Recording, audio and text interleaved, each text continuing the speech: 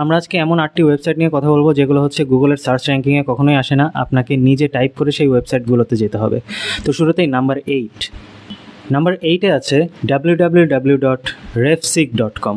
এটা হলো একটা একাডেমিক সার্চ ইঞ্জিন যা ব্যবহারকারীদের বিভিন্ন বিষয়ে তথ্য অনুসন্ধান করতে দেয়।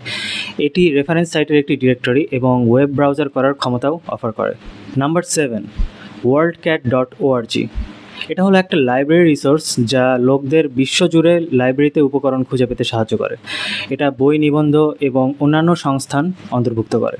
Number 6, springer.com। এটা হলো একটা প্ল্যাটফর্ম যা গবেষণা, নিবন্ধ, একাডেমিক বই এবং আরও অনেক কিছুতে অ্যাক্সেস অফার করে। এটি বিভিন্ন ভাষায় বিভিন্ন শাখায় বিষয়বস্তু প্রদর্শন করে। নাম্বার 5-এ আছে bioline.org.br।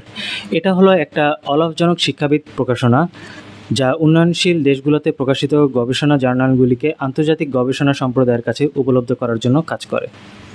নাম্বার 4-এ আছে repec.org। এটা একটি উদ্যোগ যা অর্থনৈতিক গবেষণা ছড়িয়ে দিতে সাহায্য করে।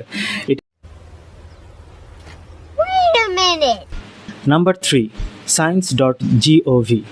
এটা একটি সরকারি ওয়েবসাইট যা মার্কিন যুক্তরাষ্ট্রের ফেডারেল এজেন্সি থেকে বৈজ্ঞানিক গবেষণা ফলাফলের অ্যাক্সেস প্রদান করে। নাম্বার 2-এ আছে pdfdrive.com। এটা একটা বিনামূল্যের পিডিএফ সার্চ ইঞ্জিন যা ইবুক এবং বিনামূল্যে ডাউনলোডযোগ্য সংস্থান খুঁজে পেতে সাহায্য করে। Number 1, basesearch.net। এটা হলো একটা সার্চ ইঞ্জিন যা একাডেমিক ওয়েব রিসোর্সগুলিতে ফোকাস করে।